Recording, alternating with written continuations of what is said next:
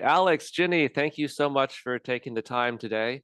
It's been great to work with you this past summer as we get ready for this really exciting hire for the school. Looking forward to supporting you all on that venture. As we do that, just want to get a little bit of a background about you and the school as to help folks who might be considering this opportunity to learn a little bit more about the Quaker School. And want to begin by having you both just tell me a little bit about your backgrounds, what brought you to the school, and your role at the school. So, Ginny, if you don't mind, please take it away. Sure.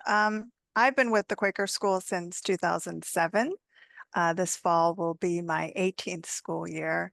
And over the years, I've held a few different positions in the business office, starting as an assistant and advancing to my current role as CFO. That's super. Wow, a great longevity. And when I was there back this summer, I met a lot of folks who had a nice long tenure. I can tell, a wonderful community. Alex, tell us a bit about your background. Absolutely. So I'm in my 10th year as head of school here at the Quaker School at Horsham, and I've spent my entire career in independent schools. And what brought me here to Quaker School is I started career, my teaching career. I was a fifth and sixth grade self-contained special ed classroom teacher at a small school called the Lowell School in Bayside, Queens. And now they've got their own building and have advanced considerably.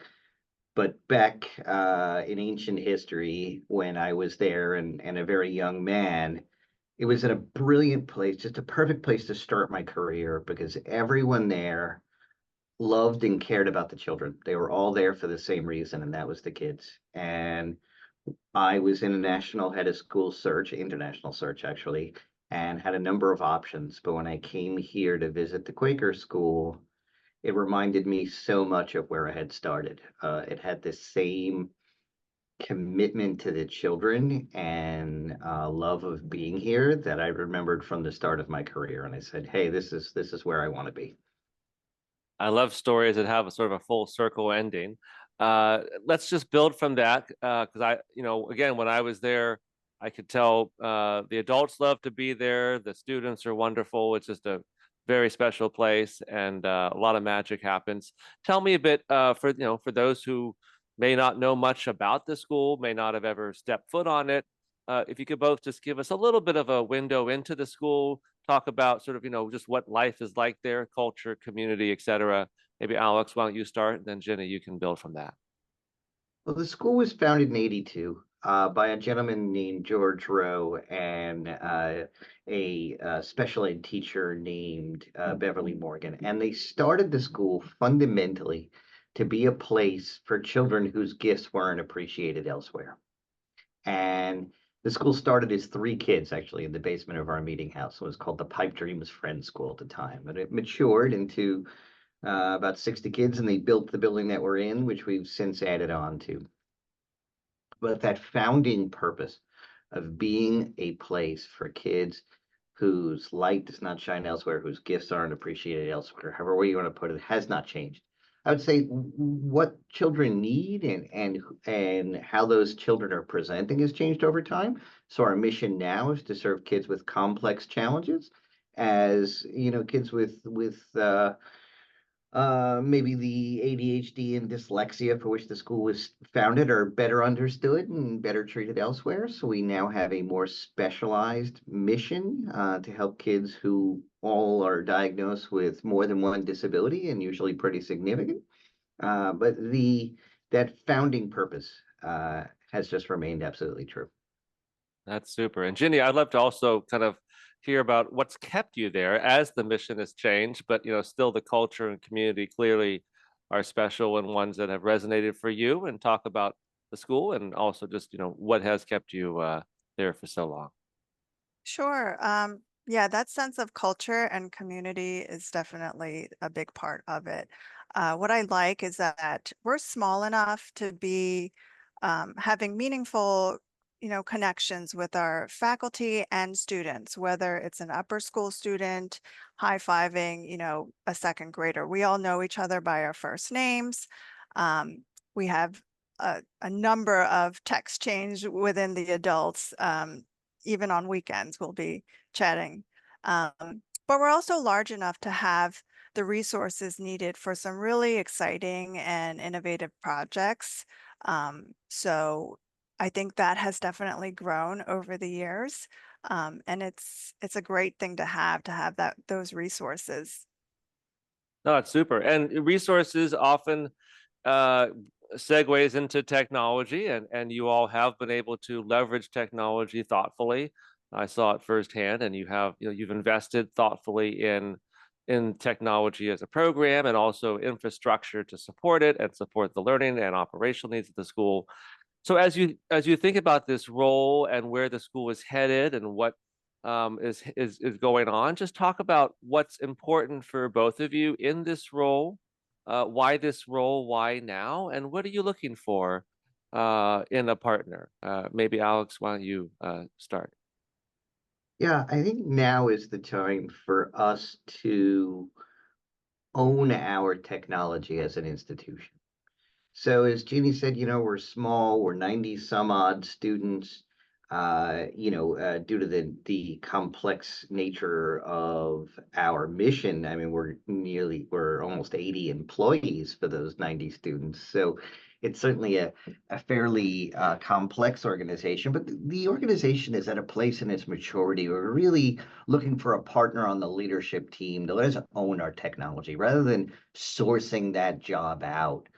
The ability to say, hey, this is something we think about as an institution and we're investing in and which we own. We own our own future, and we're charting a course into a future that's always going to be uncertain, but with expertise and with a team member who is living and breathing in this space and bringing it to the leadership team and helping us think about what our needs are.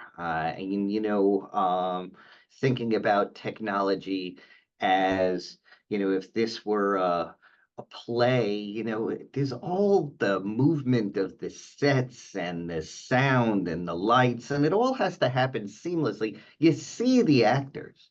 Uh, but if these other pieces fail, believe me, your play isn't going on. It's not going to be very good. So it's really fundamental, and we want to make sure that this stage is set for our faculty to be really successful with our students, and that's going to be through having a great partner who owns our infrastructure. Excellent, excellent. Ginny, you'll be working with this person closely. The CFO always does.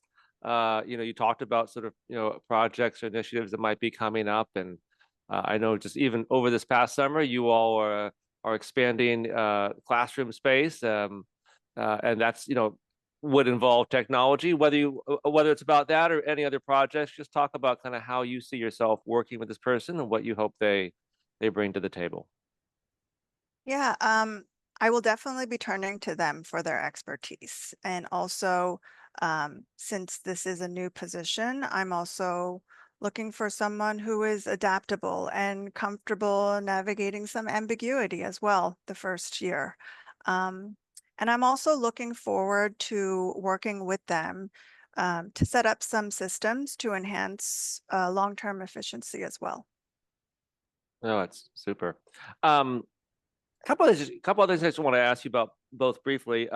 This is a department of one, and I think it's important to emphasize this is a hands-on job, and it's also one that you're looking for that leadership mindset.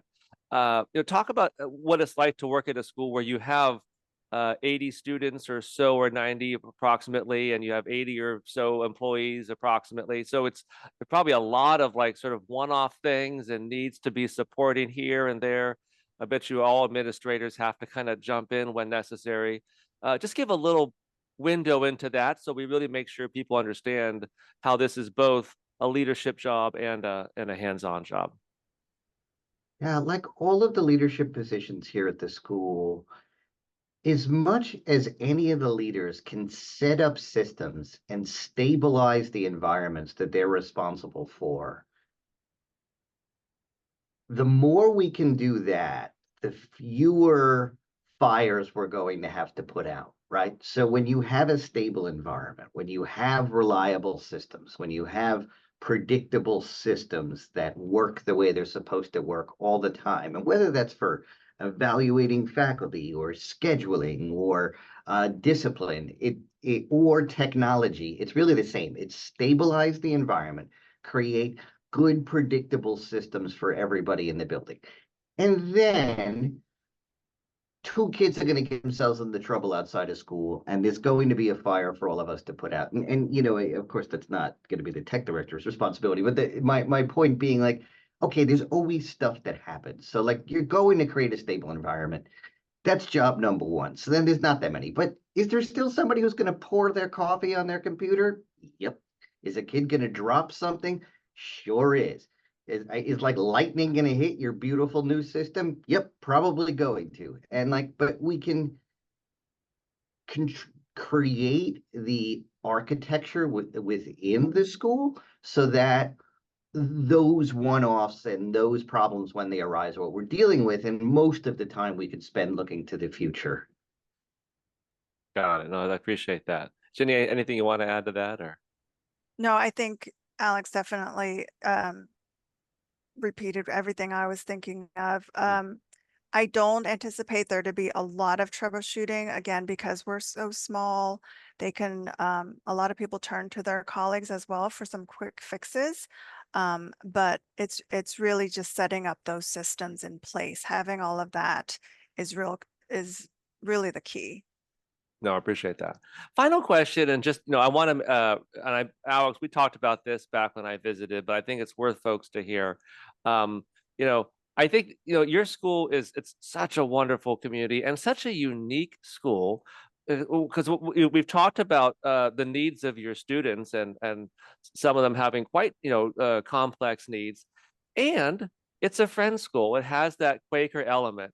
I just want you to maybe spend a few moments talking about the juxtaposition or the intersection of those two elements, and how that really does feel like a natural alignment, where you bring in the Quaker values and you're working with students that have complex challenges. I think it's just such a unique little story and something worth highlighting. Yeah, they're the perfect complement to each other. There's one of it, there's no dogma in Quakerism, but I could say a popular belief is the idea that there's the inner light, any way you want to call it, the inner light, that of God, that still small voice. You can call it whatever you want, but there's a piece of divinity, if you will, in every human being, and that's where the pacifism in Quakerism comes from. Right? But so if we fundamentally believe that there's goodness in every individual, then that leads with our belief that actually our mission is to help each child with complex challenges. And we use that word each blossom socially, behaviorally, and academically. So our Quaker belief that there's that light and that goodness in every person leads us to truly believe in the merit and the potential in every child that enrolls here. That is fantastic. Well, I believe in the potential of everybody who expresses interest in this opportunity, and we look forward to working with you both as you discover those inner lights and find just the right match. And I can tell they're going to have two great partners already, along with others at the school. I just want to thank you both for your time today, and we look forward to working with you on this search. Thank you. Great, Thanks. thank you.